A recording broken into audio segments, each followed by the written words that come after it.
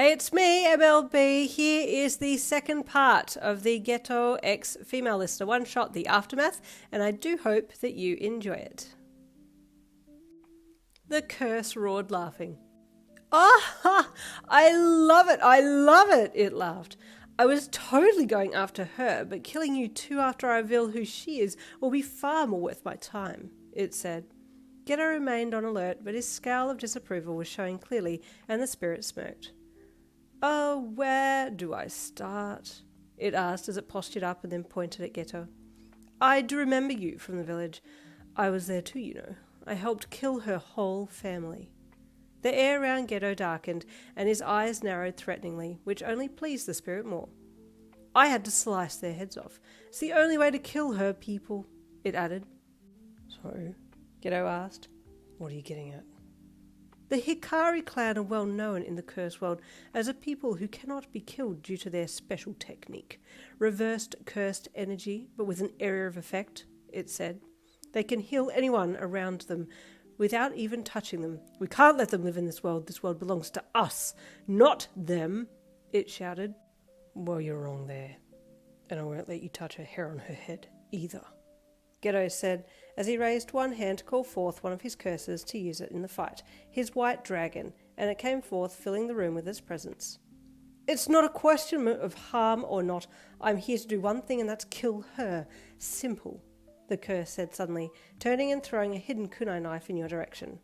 Geto threw himself between you and this spirit, and then they just managed to grab the knife mid-air, stopping it from hitting you, and the curse growled with annoyance. If I have to kill you first, so be it, it snapped, grabbing more knives from its pockets and throwing them. Geto, using quick reflexes, managed to grab all of them bar one, and it grazed his cheek as he ducked his head to the side, narrowly avoiding being hit, but it also sent the knife off course and the knife thwacked into the wall, embedding itself firmly into the gyprock there.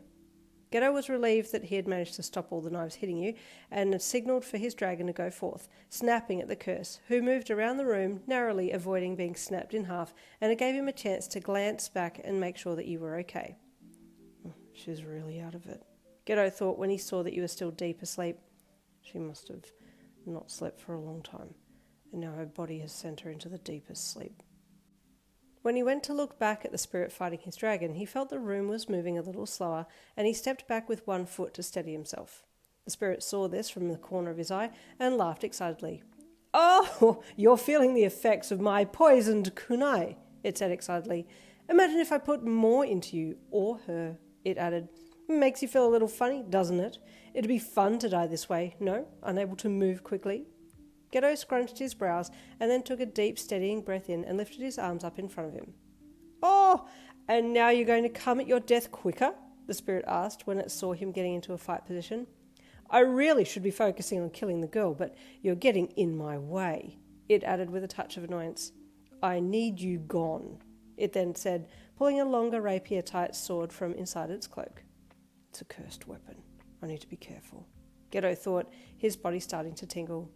Oh, don't worry, this won't take long, the spirit said, but he didn't have time to say more as Geto lunged at him then, grabbing a hold of the sword and yanking it from his grasp before tossing it aside and then attacking the spirit barehanded.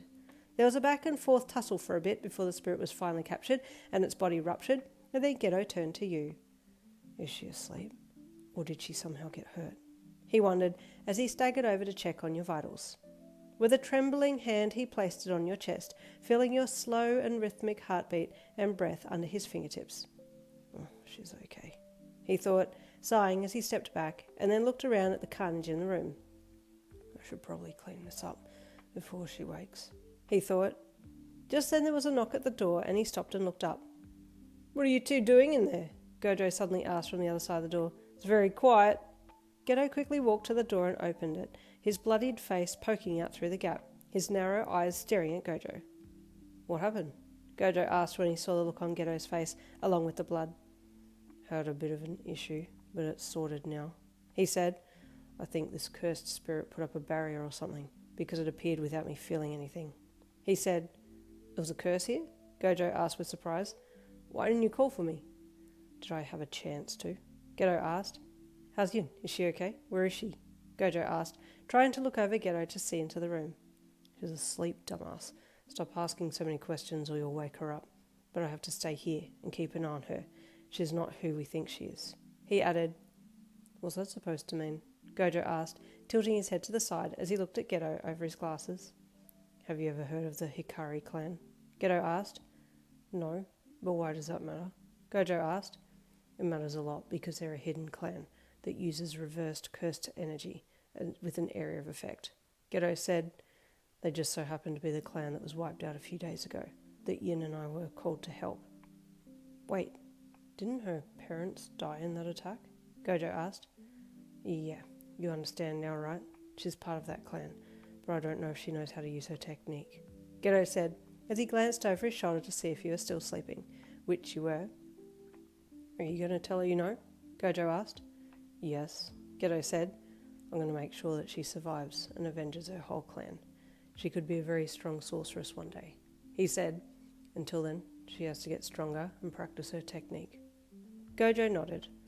"Well, that's a boyfriend role if ever I've heard one," he said before shoving his hands into his pockets and turning away.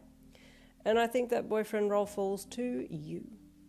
If you're trying to tease me, it won't work, because she's already told me she wants to be with me, always," Geto said with a smug smirk on his face. "Oh?" Gojo asked smugly, rolling his head back over his shoulder to look at his friend. "At least you won't be alone with your hand then." "What was that?"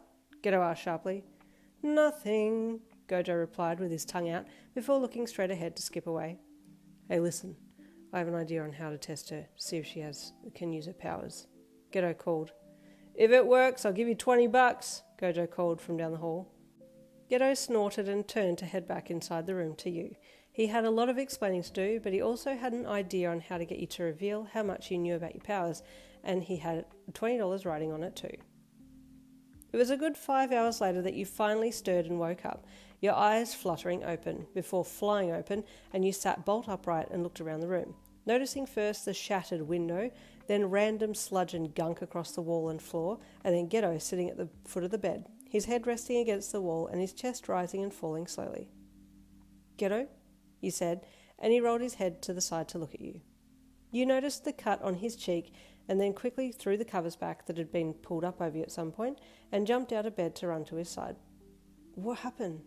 you asked as you dropped onto your knees beside him. "Had a little interruption this afternoon, but I'm glad you slept through it," he said in a weakened voice. "What happened? Are you okay?" you asked, placing a hand on his cheek to get him to look at you, your fingers feeling just how cold and clammy his skin was. He smiled weakly at you. "I don't think I'll last much longer," he said. "Wait, what?" you asked, fear gripping you. "What do you mean? What's happening?" "A cursed spirit came in here, and I fought it, but I got hit by a poisoned kunai. It grazed my cheek," he said, gesturing to his cheek. You saw it and paled. You were already struggling with the trauma of losing your entire clan a few days ago. This wasn't what you needed right now. "Wait," you said. "Wait, no, just wait a minute." Your hands started trembling with fear, but you were doing your best to remember what your grandfather had said to you about your technique. "Push and pull," he had said. "It's about creating a vacuum, a tornado. You can do it. Push the energy and pull the energy. Allow the energy to flow through you and create life." Taking a deep breath in, you focused as best you could and closed your eyes while holding on to Geto's hand. He watched you closely, noticing that you were focusing deeply and breathing in an almost meditative state. At first nothing happened, and then he could feel his body getting lighter and his head clearing. "It's working. She's doing it," he thought, remaining still until you'd finished your work, and then when you opened your eyes and looked at him, that's when he smiled at you and opened his arms to pull you in for a hug. "So you can do it," he said softly. Wait, you knew? I mean, you know?" you asked with surprise. "I actually had never tried to do it before. This is the first time, and it worked? Did I heal you?" "Yes, you did. Gojo owes me $20. He said. "Damn it!" you heard Gojo call from the other side of the door. "Wait, what happened here?" you asked. "What's he doing there? How did he know?" "Listen, we won't say anything," Geto said as Gojo opened the door, and Geto let you sit down. But you need to work on your technique and get stronger. The sorcerer world needs you. You sighed and looked down. But I was the weakest in the clan. I could never attain the level that they could, you said sadly. We only hang around the strongest, so you better get good, Gojo said smartly as he bent from the hips down to look at you over the top of his glasses. And I'll be with you every step of the way, Geto said too, till death do us part. Yeah, but she can basically resurrect you, so you're with her till forever, Gojo said with a smirk. Good, that's fine by me, Geto said with a wink at you. And there ends the Geto 2-part one-shot for this week. Stay tuned for more Jujutsu Kaisen characters coming next week. I'll see you then.